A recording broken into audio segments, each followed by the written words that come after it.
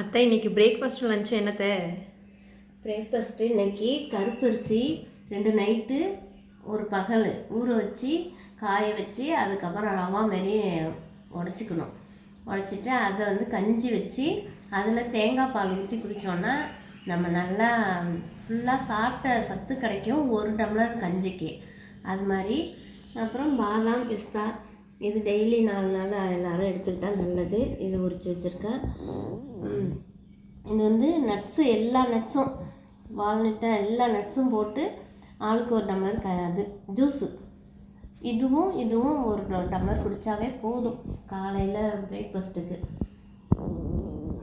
இது fried rice எல்லா காயும் போட்டிருக்கேன். பொற்கோழி, காலிஃப்ளவரு, பட்டாணி, பீன்ஸு, காளான், கேரட்டு எல்லாமே போட்டு ஒரு ஃப்ரைட் ரைஸு. வெள்ளை மிளகு போட்டு மிளகு போட்டுறதுனால ரொம்ப நல்லாயிருக்கும். அப்புறம் காலிஃப்ளவர் பக்கோடா. அவ்வளோதான் இன்றைக்கி.